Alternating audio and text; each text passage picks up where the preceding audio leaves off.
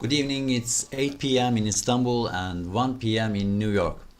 We are live on our Zoom channel and we are going live on our YouTube channel. We are at our last meetings organized by INDA in the first quarter of the year 2022.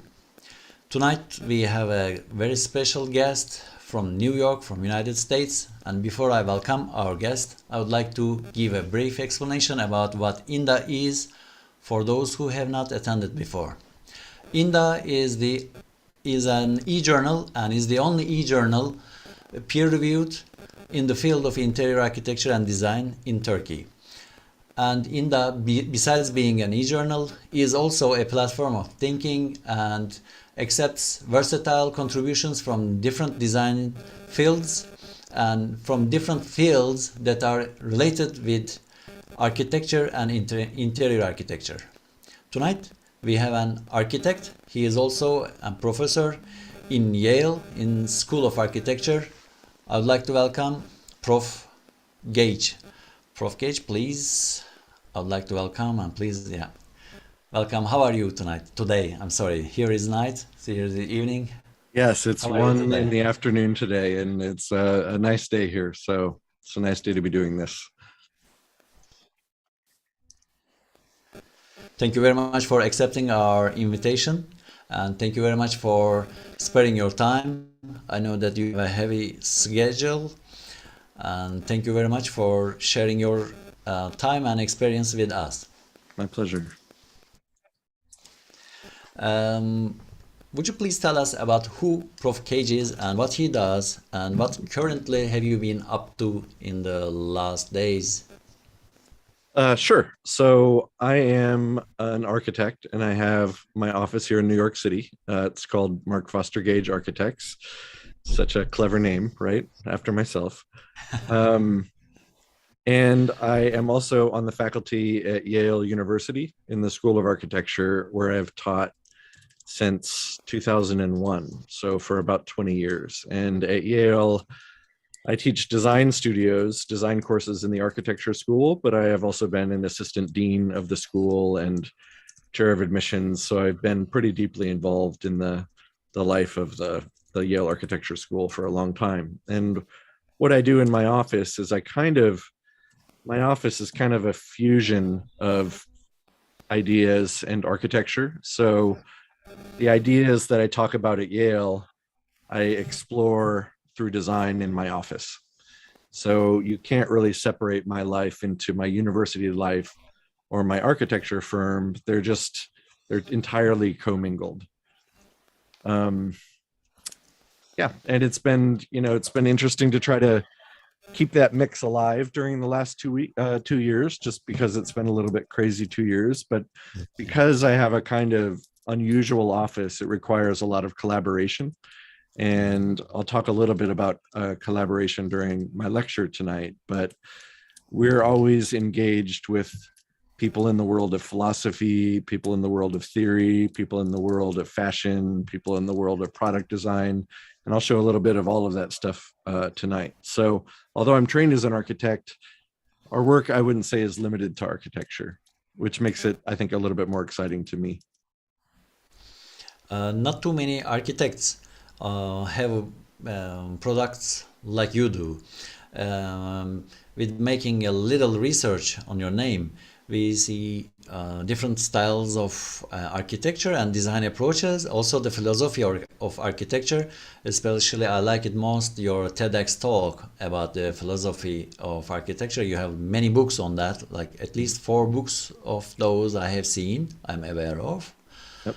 And during that lecture, would you please also share your ideas about these last 2 years, how it affected architecture, or would you keep it till the end? It may be part of the question and answers, or would you like to talk about it right now? How do you like to proceed? The last 2 years, it's still, I feel like it's not over yet, so I'm really not quite sure how it will impact the architecture community permanently. And I'm sure it will, but I think one of maybe the good developments is that we've learned to communicate over Zoom. So I think it's probably a good thing that, I mean, I'm not flying all over the world as much, which is probably better for the environment.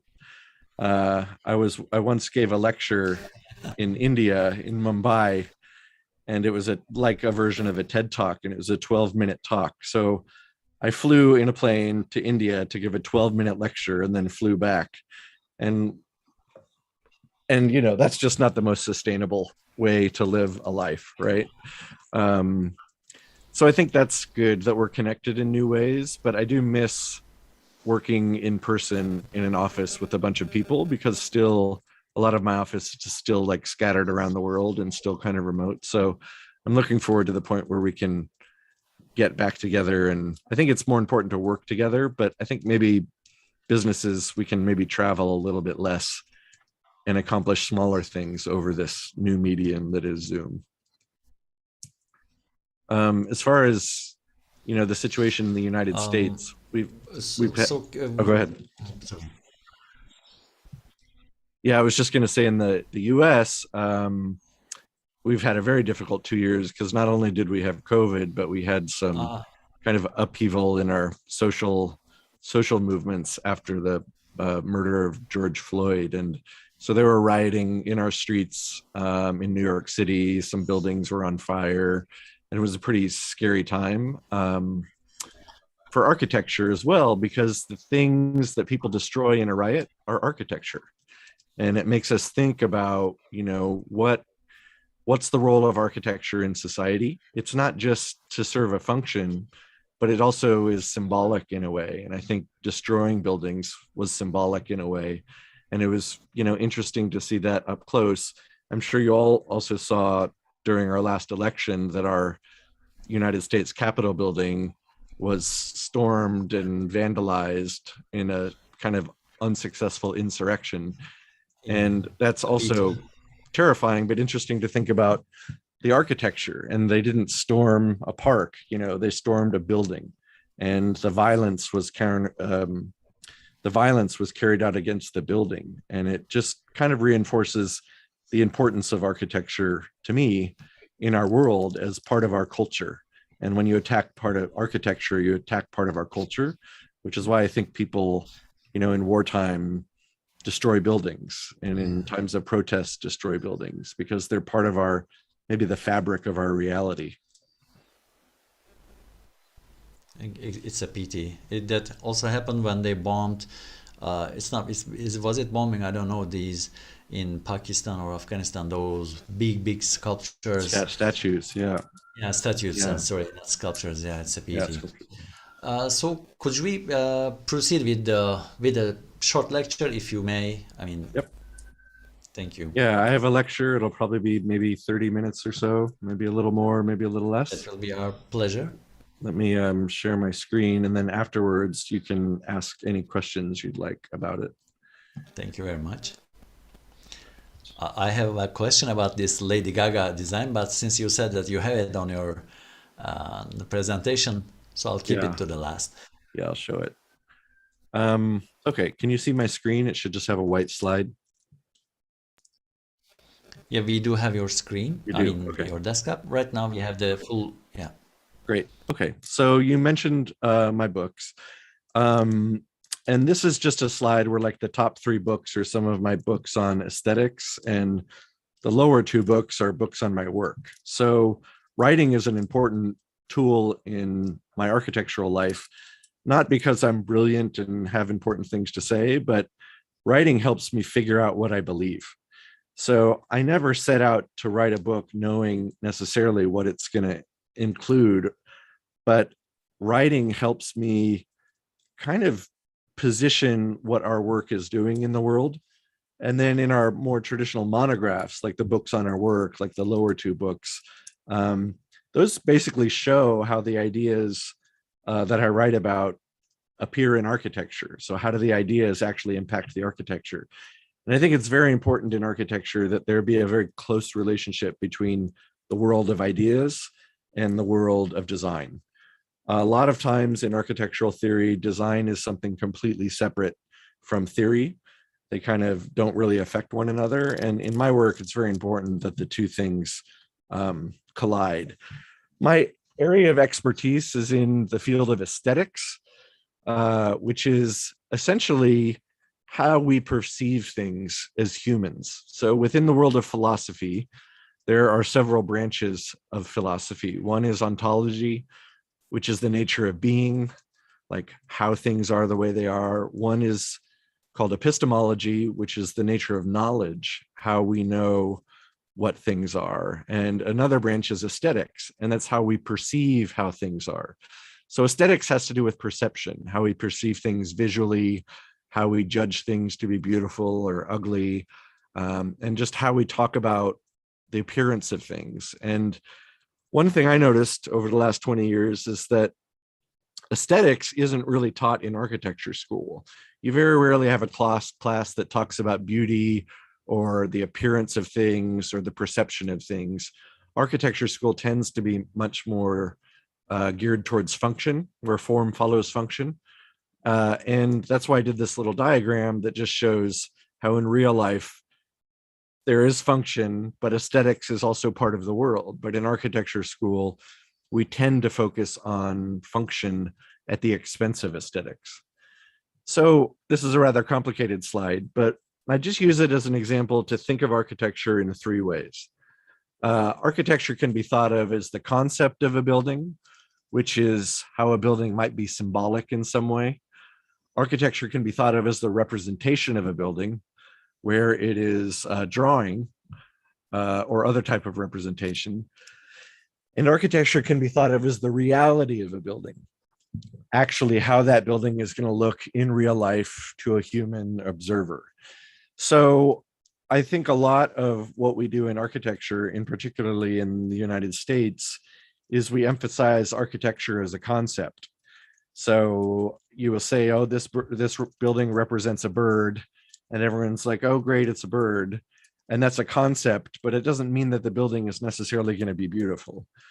Or in architecture, there's a kind of move today to show architecture as a kind of like a painting, right? As kind of like an abstract painting, where there's no effort made to show what the building will actually look like in real life.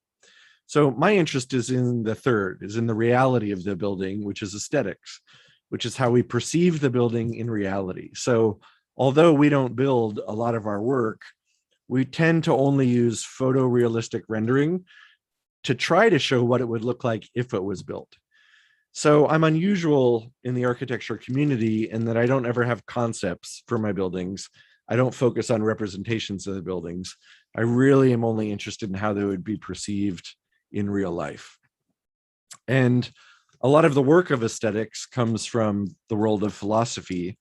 The beginning of aesthetics was really established by Immanuel Kant, who's shown in the upper image, and it continues through philosophers today, such as Graham Harmon in the lower left, who is a philosopher of object-oriented ontology, which is an aesthetics-based philosophy, which is kind of having an important effect on architecture in some areas of the world.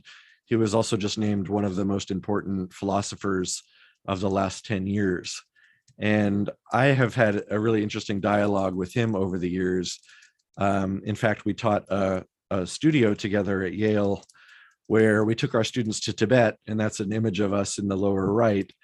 And we were taught, the studio is about exploring the relationship between thinking and architecture. So the architecture of thought. So we went and looked almost exclusively at Buddhist monasteries because those are buildings purposely designed for thinking, and then thought about how understanding those buildings would change our ideas about architecture. So again, another example of the world of philosophy and the world of design intersecting in a really meaningful way in both my work and my life. So I'm going to show some projects, and I'm going to show some of them very quickly, just to show how we think about aesthetics in our work.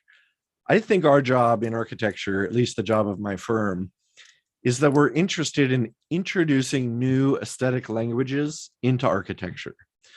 So our work isn't one language that we apply to everything, which you might find in historic architects, like Zaha Hadid is an amazing architect, and you could really, you could kind of understand what she's going to do before she died, obviously, in her buildings. And if you see a building, you can generally recognize it as a Zaha Hadid building. So that's the type of architect that has a signature and applies it over a body of work.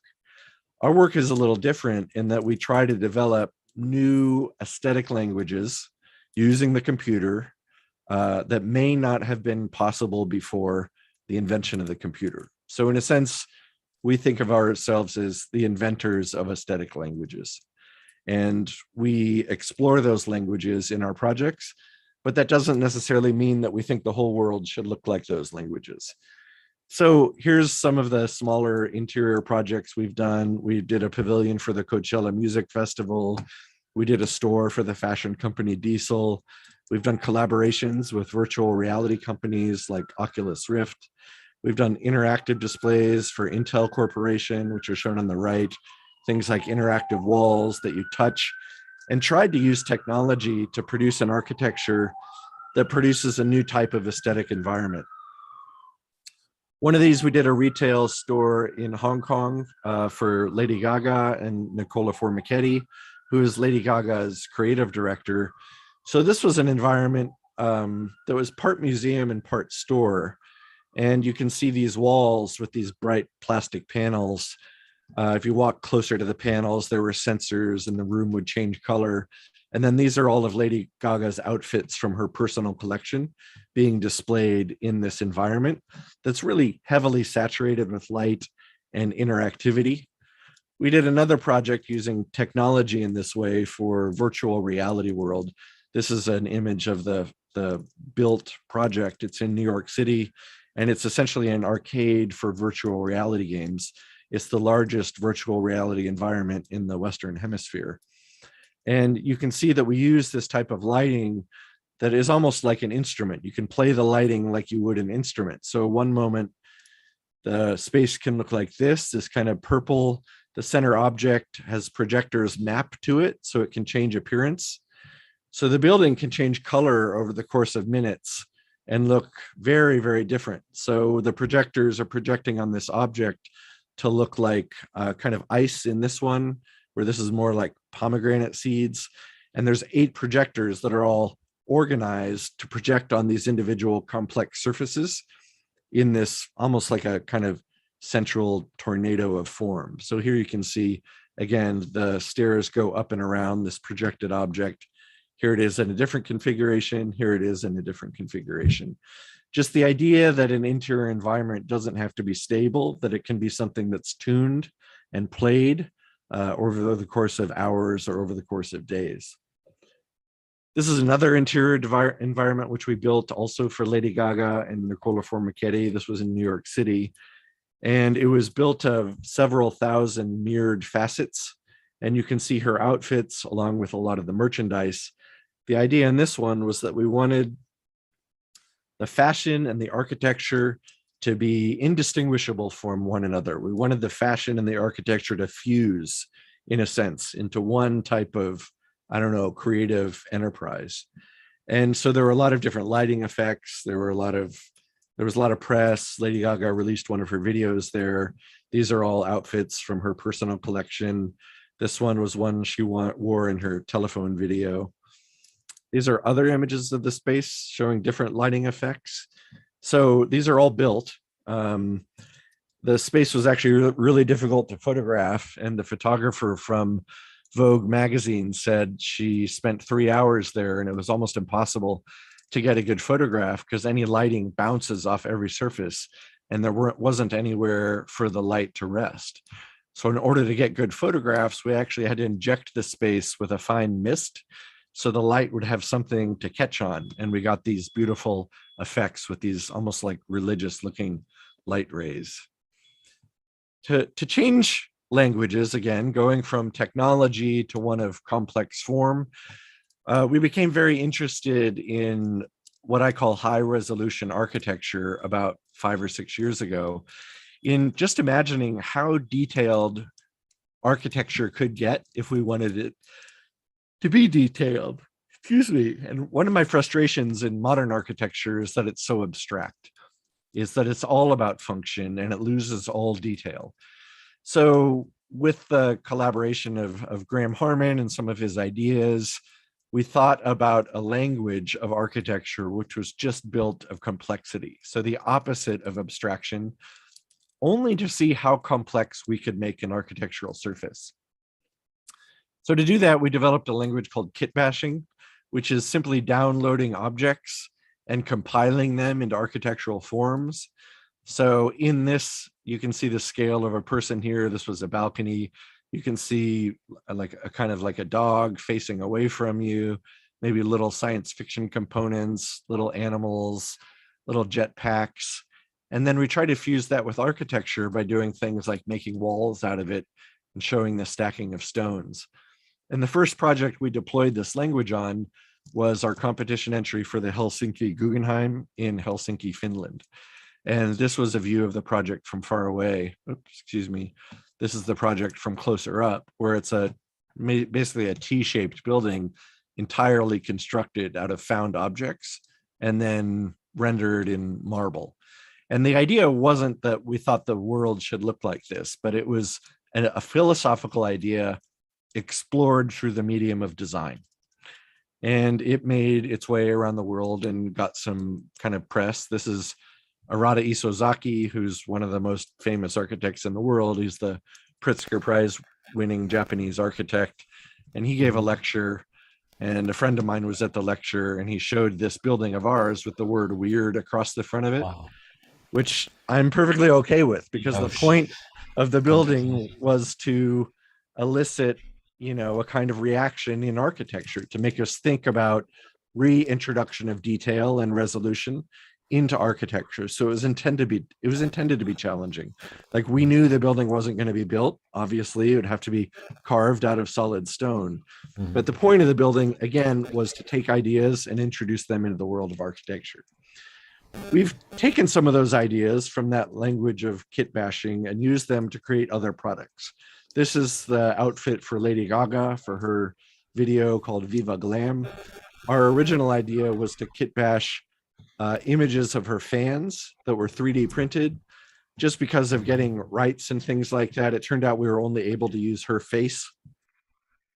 So her face was 3D scanned and 3D printed. So these are Lady Gaga faces coming out of the 3D printer, already colored, because it was a colored 3D printer. And then we combine them to make this shoulder piece. So this is Lady Gaga wearing a 3D print of herself underneath this shawl, which produces this really kind of strange effect. And in the video, she has that shawl, images of her fans are printed on the fabric, and she has things like symmetrical drapery for these wings that unfurl as she becomes an angel. So it's kind of impossible to do in real life. Like, you can't actually have symmetrical drapery in real life because drapery is complex. So we're trying to, again, fuse this digital world with this rather unique and eerie and kind of creepy language of Lady Gaga's faces. This was, again, the original sketch, and this was how it appeared in the video, which is available online. We also did a number of products based on this language. That Lady Gaga is also affiliated with this company called Nico Panda, and she wears a lot of their products. And I've been responsible for designing a lot of the accessories for Nico Panda. So these are a bunch of the backpacks, and you can see we're almost like kit bashing different materials here to create these different effects with like fake python skin and leathers and snake skins to create this really fun language. We did funny things like carved panda bears out of these glasses. These were made and were for sale. We made an iPhone case out of all these little kit bashed pandas. We did sunglasses here that were intended to make you look like a panda bear that didn't get manufactured, but we thought were super cool. We've also done some of this work for MAC Cosmetics. So it's an international company that creates cosmetics, and we did a line of cosmetics that was produced and sold in all of their stores worldwide. These are some of the cosmetics. Again, using those, obviously the logo of Nico Panda is a panda bear, so kind of bashing that logo wherever we could fit it, whether it be inside the makeup itself So this is the makeup, and you actually blend it together, and it's a mix of white, pink, and peach, or having it as part of the actual product design itself. We've done things for the art world. This is a vase. This is my office that was done using this kit bashing strategy. We're always exploring different materials. So these are all hand cast, rotocast with different types of plastic. All these different examples are different types of plastic to see what it would look like and see how it would hold detail. These are some of the final products. These are each about 2 feet tall. And these are on sale through a series of galleries, but they're more like art pieces. So they're several $1,000s. But again, the intention was to explore how you make a kind of vase out of objects. So there's no vase under this that all the objects are stuck onto. The vase is only the objects. There's no ornament, I like to say, because it's all ornament. I think of ornament as sticking things on something else, but there is no something else. So there's no underlying vase geometry here. We've also taken that strategy into architecture at a very large scale. This is our tower on West 57th Street, which was for a client who owned several plots. And we were thinking about what the next generation of skyscraper might be in New York City. This was one that had been built previously, which was about 100 stories tall. And it was by Raphael Vignoli. And he said his inspiration was a modernist trash can.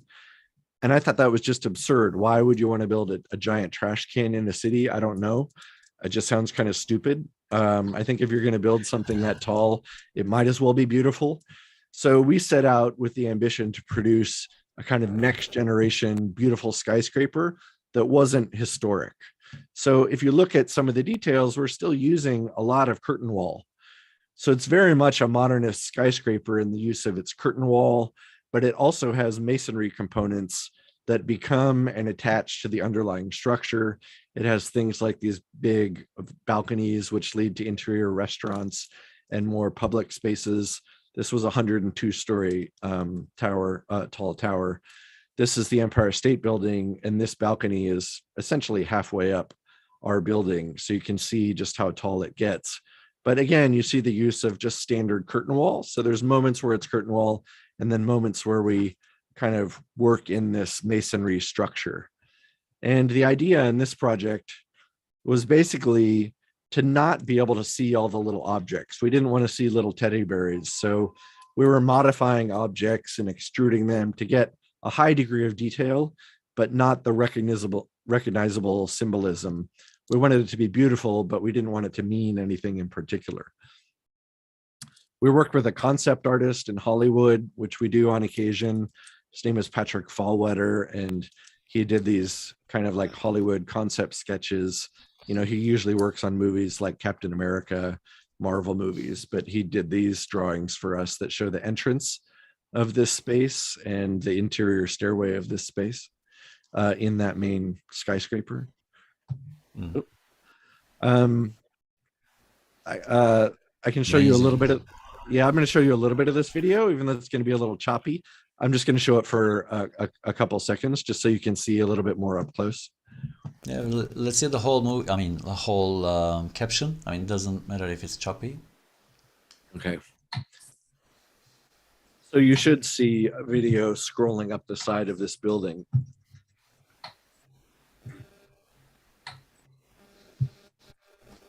I don't know if it's just me. I still have the image, but maybe it's because of my connection.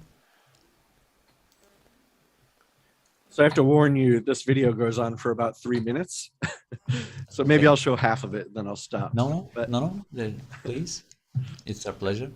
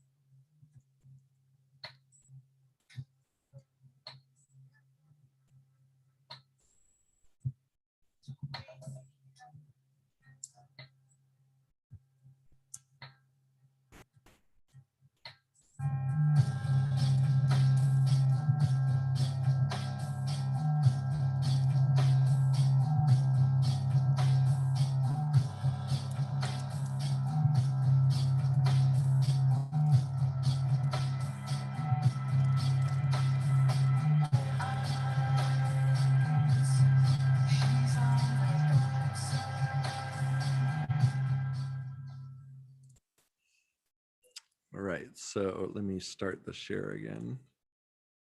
There we go. All right, can you see this slide okay? Just wanted to make sure. Should be a map. Yeah. Okay, so this is not right now. Oh, not right now. Hold on. Let me just. Maybe it's because of my weak internet connection. Don't know. I don't have the bandwidth. Hold on. Let me just reshare the screen. I'll stop and reshare. Yeah, right now we have. I mean, okay. You just started screen sharing. Okay. So says the message. So says the message. Were you able to see the video okay? Yeah, exactly. Okay. So you should see a map on the screen right now.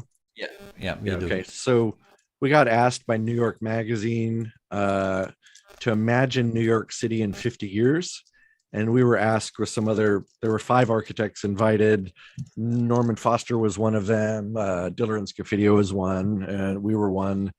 I can't remember the other 2, but New York City, along with many kind of coastal areas, will have a big problem with flooding. So in the blue are all the areas that will be flooded in New York City in the next 50 years.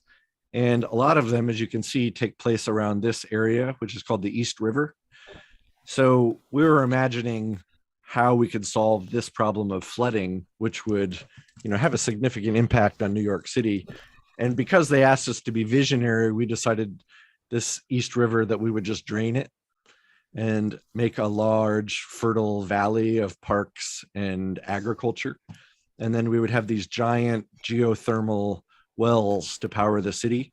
And people would walk down these vertical parks to get from the city level down to this lower, we're called the East River Valley level. And so you would only need to put, the good thing about this is you would only need to put one dam here and one dam here, and you would solve the whole problem. Just a minor intervention in New York City. But to do it, we needed to develop a new language of these vertical parks that led to these geothermal vents. So citizens could, take these really nice walks down to this lower level. Again, this is the big dam. And the interesting thing is that, like the Three Rivers, Five Gorges Dam, there's a number of dam projects, especially in China, that are way bigger than this. So this is strangely entirely realistic within the world of hydrology. I mean, not that they're going to do it, but again, the proposal was to be provocative and ask people to think big. These are some of, again, those vertical parks. These are some sections, just chunks of those vertical parks. So you can see how you would walk down, you'd go in and out of these little spaces, in through little doors, into interior and out to exterior environments, all around these vertical gardens. The one on the left is actually a giant icicle. We thought if it was freezing outside, you could just have a pole that shoots out a little bit of water and it would just keep freezing, and you'd get like a 50-foot tall icicle as long as it stayed frozen. I'm sure pieces would, fall off and kill people, but that would make it more adventurous. But you can see the kind of grand stair. The idea was that in a vertical park, you don't want to go back and forth on the same stair over and over. We wanted it to be a journey. So you can see in these environments that people would walk down, they might go out on this cantilever, across this bridge, come down in a different way. But the circulation path was intended to be enjoyable and varied and park-like and slow. So once again, it's not just about the function of getting you from one place to the other, it's about the journey and enjoying the journey. We've done a number of projects with fractals. This is a competition for a science center in Lithuania that we were one of the 5 finalists for. And we used a kind of language of fractal recursion. So from far away, you see certain details at a large scale, and the closer you get, you see details at a smaller and smaller scale. The point is that it's not like a kind of modernist glass box where you see a building from far away and then you get up close and it looks exactly the same. The idea is from different viewpoints, you're going to see different scales of detail on this building. You can see that this is the main entrance with a woman standing right here for scale. It's all built into these big berms of grass and vegetation. And when you go into this main space, you're encountered with a very thin but very tall atrium, which again is using this language of fractal recursions. You can see the scale of a person here. So this was kind of called a neo-brutalist type space because it would be concrete, but with a very high degree of detail that again was generated from these fractal languages. To get the fractal languages into architecture, we had to use a mathematics software, and then we had to take slices of it in order to import it. So we actually had to use medical software that MRI software from the medical industry that basically slices things like basically like an MRI does. Yeah. We also used that language to design things like these. This was a guest house in northern France, which is kind of like a garden house, a garden folly, but it would just house a small kitchen, a small living area, a small bedroom, and a small bath. So it was intended to be two things. One is a kind of almost like a small large sculpture for people to look at in the context of this garden, but also a place that could be used if you had a friend come over, they could stay in this little house. Or I guess if you had an argument with your spouse, you could send the husband out to this little man cave environment. I'm going to show you a quick little video of that. This is the mathematics software we used. You should see a kind of growing white cube on the screen right now. Can you see that? Yeah, we do, but Yeah, the okay. video. Yeah. Yeah. So what it is essentially a fractal that's growing through all these different mathematical rules. And then we would take excerpts of that fractal and use it for some of the facade designs or some of the feature designs or some of the massing. But it was incredibly dense, very difficult to kind of control. But again, that's kind of the nature of the experimental work we do, is that oftentimes we have to figure out our own ways of doing things because they aren't tools that come in the architectural software that most architects use. We did another different language of different aesthetic language for another house in Canada, which was deep in the woods. So it had to be very robust and maintenance free. So we did a really thick stone facade, but we also wanted plant life to grow all over it. So we designed these little inlets, carved out spaces where plants could grow. We put textures on the window frames so vines could grow up them. We wanted it to look like a ruin in a sense, because that's what it would become. And if you wanted it to stay nice and clean, you would need to maintain it with a high degree of maintenance. And that's the problem with modern architecture, is that it often requires a lot of maintenance. We wanted to do a building that's only job was to get dirty and covered by plants. So we were hoping it would look like this in a couple of years, which meant that you never had to clean it, you never had to maintain it. It was just built so strong that it could accommodate growth and dirt. Obviously, this is it without all that stuff growing. You can see a woman here as a scale figure. Inside, it was essentially one large volume with a sleeping loft, a little grotto for swimming, interior plants with a little interior river that kind of moved along the side of the space down into the water. And this is the kitchen. You can see the faucet, stove, little benches, and then this large window that really is geared not to look out, but to look up into the tree canopies, really to give a kind of different view of the natural environment that surrounds it. And then the last project I'm going to show, the next 5 minutes or so, is one that we have a book coming out on. It's called Architecture in High Resolution. And it's about a competition that we were involved in the Middle East that we spent well over a year on, and we lost. But we had so much material that we decided to put it into a book. And it's for a resort, a desert resort. And the one that they're going to build is by Jean Nouvel, who did a really great scheme. So if we're going to lose to anyone, we were happy to lose to Jean Nouvel. but it's in the remote desert. So we wanted, and you can only get there by either helicopter or desert buggy. So we're really interested in the arrival sequence, that we wanted to get to certain points in the arrival sequence where you saw certain things and it revealed itself to you, that it was kind of a hidden project that you would only catch glimpses of to keep it more mysterious. We didn't want it to ruin this beautiful vista in this desert. We wanted it to be something almost like a hidden kingdom. So this view right here is the first glimpse you'd get of the actual resort. This is a kind of aerial view that shows this central core that had restaurants and pools. And then the rooms were basically scattered along this ridge, so you would get unobstructed views to the desert horizon. We were really interested again in that idea of a complex circulation. So you would come up this entrance, around, up through here, up these stairs. You could go up into this tower. There's restaurants over here. There was a series of pools at different temperatures. So this is a chilled pool. This is a kind of air temperature pool. It was also built into the existing rocks. And we had a kind of garden oasis. So this is just a chunk. This is just this chunk taken out so you can see the interrelationships and the different use of different languages. So some areas are very blank. Some areas are kind of rough.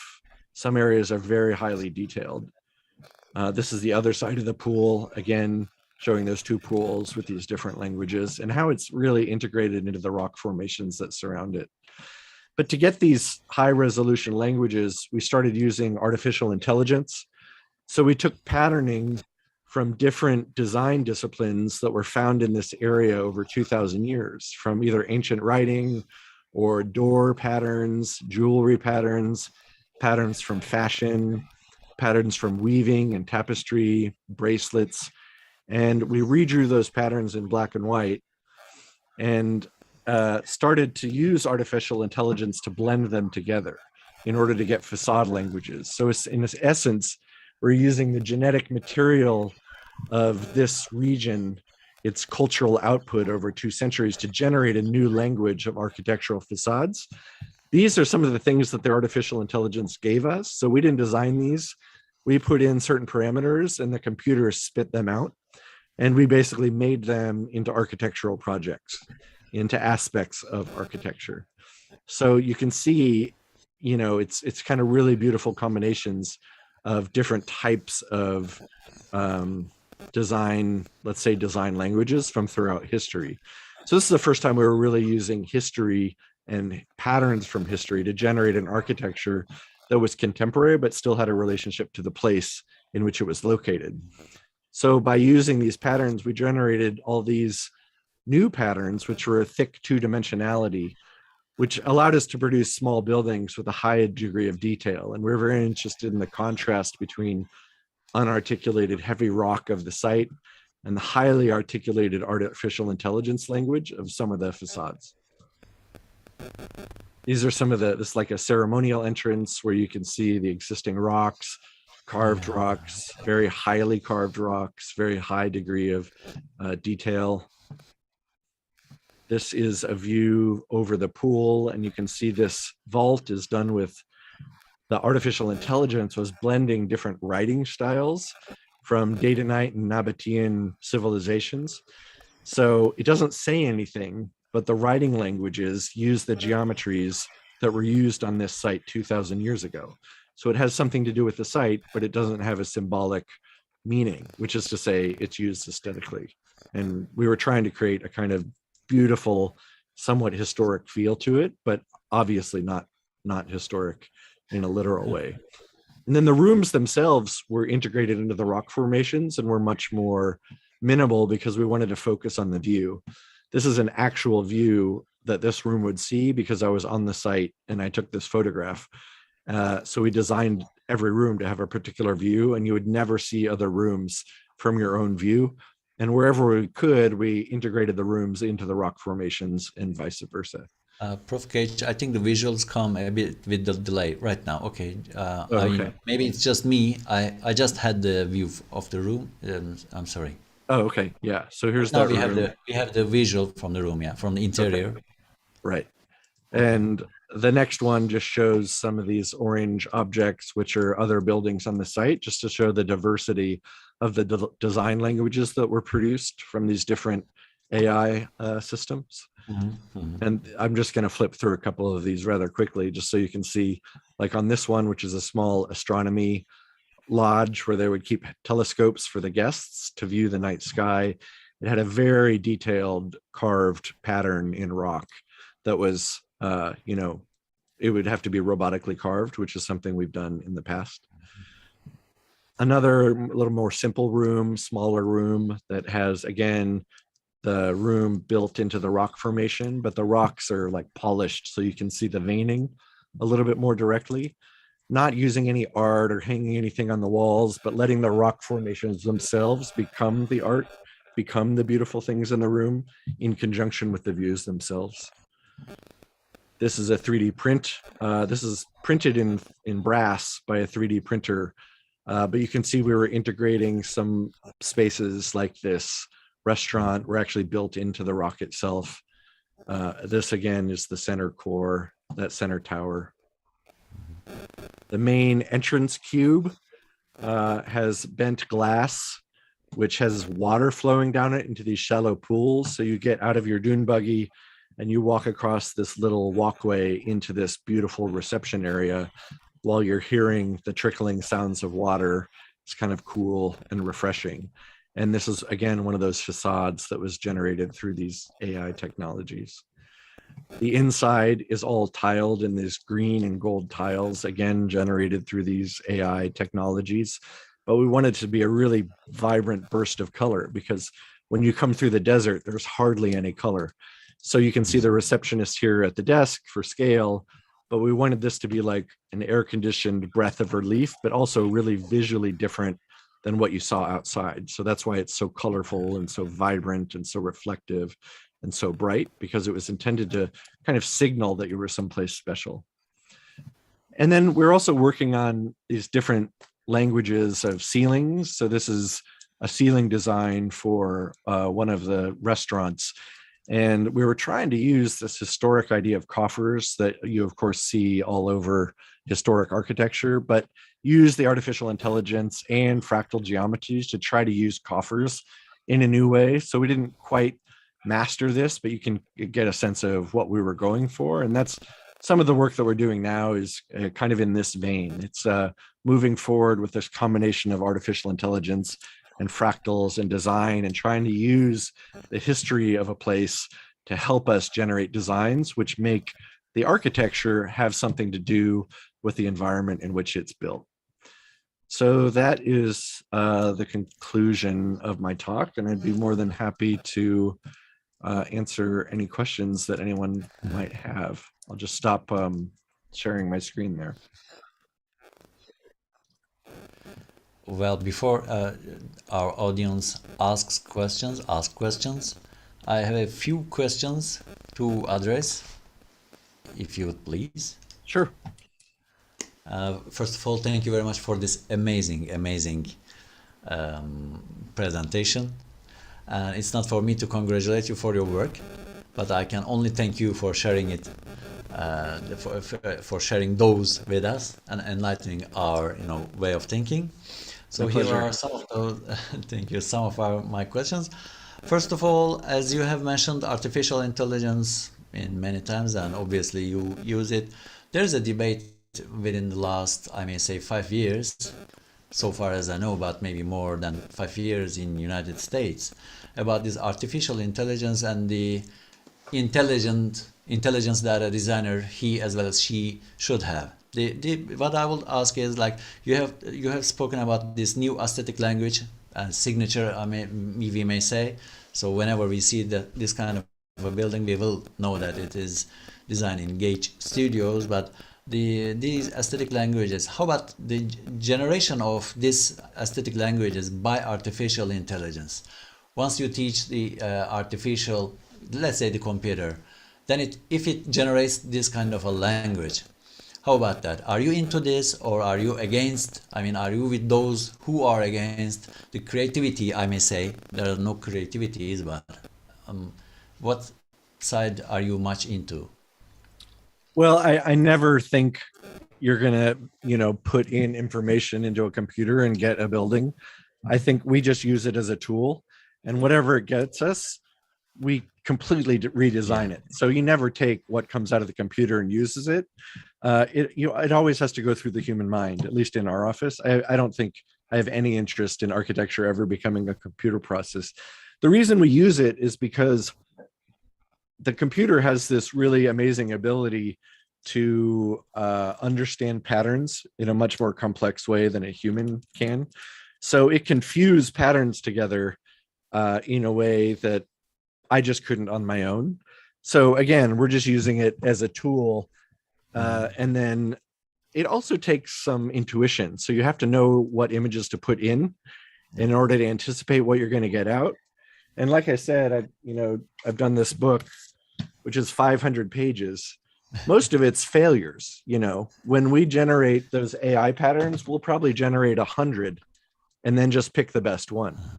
So it entirely requires human intervention. So you generate 100, 99 are terrible, one is good, you redesign it until it's great, and then you redesign it into architecture. So the artificial intelligence is maybe only doing 25% of the work, at least in our office. And I don't think architecture really has a future. I don't think we want a future where the building is just kind of spit out of the computer. I think we need to be very much in control of these tools, and they need to be entirely, used like you would use a paintbrush.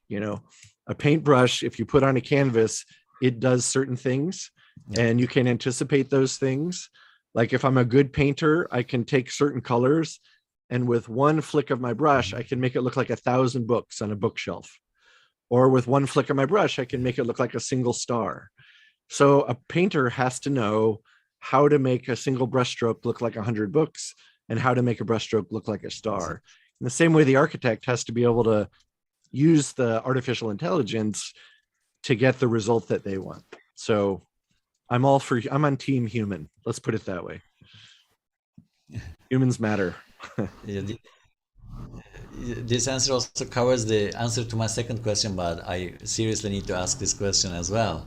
Controversy today's approach to design, like the high resolution architecture. I mean, high resolution design.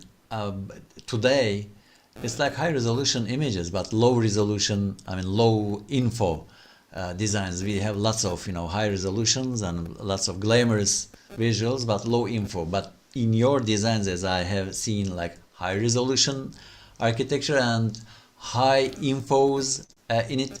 So this also that was the answer to this question as well. But it's also an I think old school approach. I don't know how about the future society and the realm of architecture. Will the future architecture accept this approach still? I mean, high resolution and high info, or is it leading to high resolution but low info? And there's the Well, second part of I this think, question. I'm not, let's just say in general, I'm not a fan of modernism. I think like modernism over the 20th century has produced some of the worst human environments in our cities. 20th century cities are, in my opinion, nowhere near as humane and beautiful and, lovely to live in as historic cities.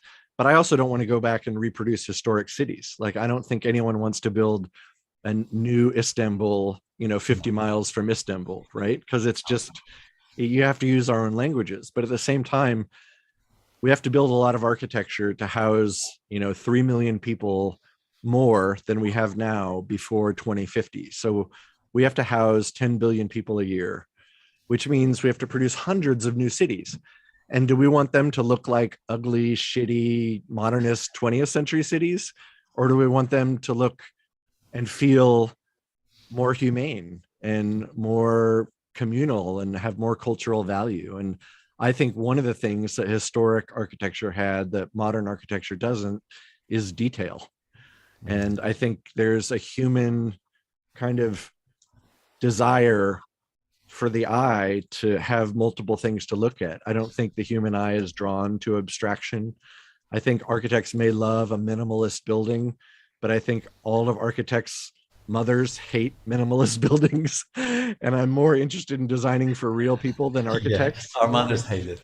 Yeah, which is why I don't design, modernist, minimalist, chic things that only architects enjoy. Like I tend to design things that I think are actually beautiful, and we actually talk about beauty in our office.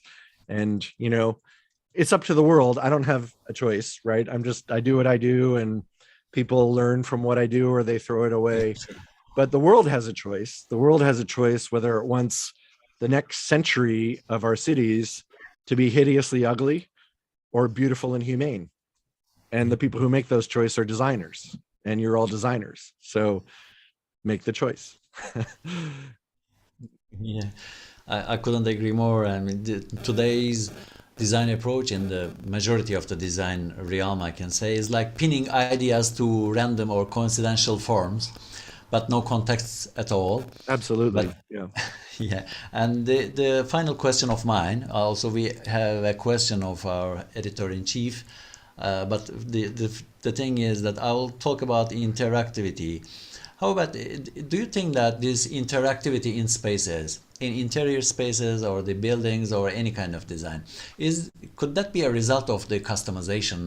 Once upon a time, I'm pretty sure that you remember very well that on mobile phones, we used to change those covers of those phones, like Nokia. We could only change the plastic parts of the mobile phones, and it was a huge revolutionary idea of customization. But right now, we all have different interfaces, we all have different wallpapers, and we all have different kind of customized digital world in all the applications, in the music we listen.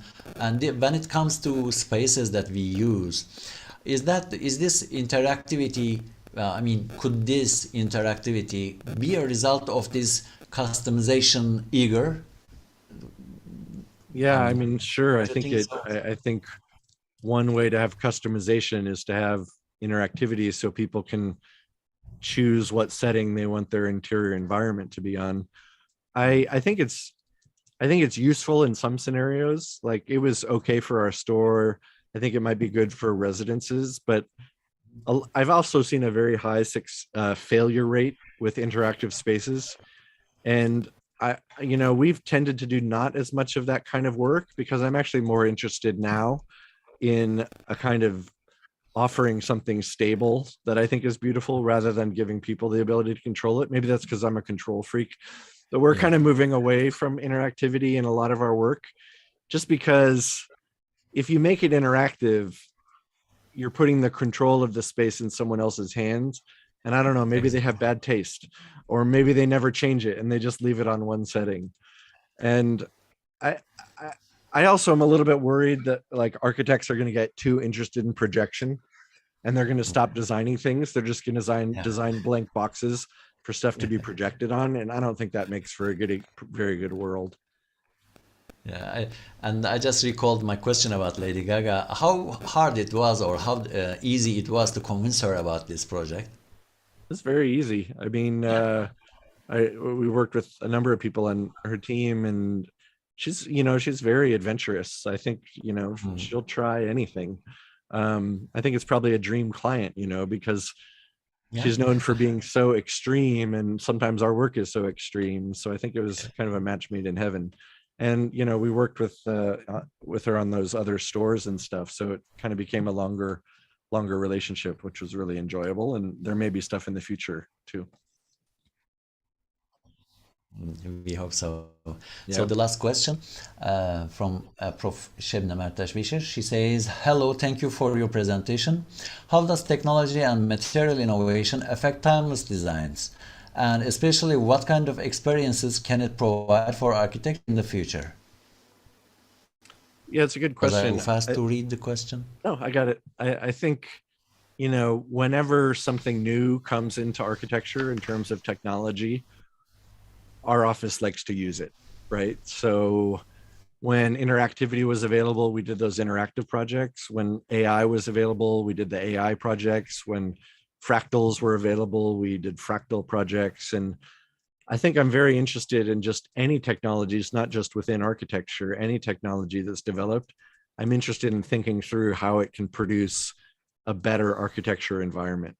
So the goal is, of course, like it's hard to talk about timelessness, like what's timeless. I think the easiest road to timelessness is through beauty. And I know beauty can be subjective, but I also think people agree on a lot of things being beautiful. Like, I mean, you guys probably don't like it because you live there, but you know, I walk into the Blue Mosque or Hagia Sophia and I'm just like knocked off my feet because it's so beautiful. I walk into a, you know, a giant airplane hangar. I don't have the same feeling, even though they're the same size. You know, that I think beauty may be subjective, but people also agree on a lot about what's beautiful and what they value in their cities. And my guess is that the things that become the most timeless from today will probably be the things that end up being the most beautiful, you know, now. And I think, yeah, I mean, I think, you know, the timeless cities in the world tend to be the most beautiful ones. Like Istanbul is, I think, one of the most beautiful cities in the world. So is Paris, and so is New York, a little less beautiful. Maybe Rome, very beautiful. Come on. Houston, New York is one of the most Texas, beautiful like cities. not beautiful at all, like ugly, you know, because it was all built in the 20th century with the automobile and oil money. So I don't know. I think Be there's a lot careful of with that. They are very rich. what's that? Be careful with that. They are very rich. This So is maybe. true. They're very rich, but that's why they need me to help rescue their city. Okay. Like, That's but another yeah, point. I think we agree on a lot when it comes to beauty, even though we think we all have our own idea about it.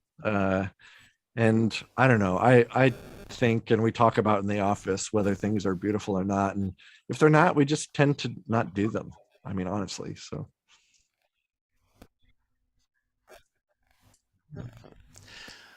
I have a bad news about Blue Mosque. Maybe I don't know you are aware of. It used to be a museum, but it is converted to a mosque again. I heard, right? Yeah. So I can't go in. Yeah, you did. I mean, you can visit anytime you want, but it's Yeah. among those. Yeah, those fresks. They are covered. I may say when there is Yeah. praying time, Right. kind of stuff. But okay, so we'll keep it between us. It's a secret. Yeah. Right. Right. And thank you very much for tonight. And in the My midst pleasure. of your busy day, thank you very much. We are very much enlightened. In the name of the editorial board, also, I cannot thank you enough for your time and for sharing your work with us. We My would love pleasure. to see you again in the future with Sure. another topic. Okay. And for our audience attendees, this was the last online interview of the first quarter of year 2022.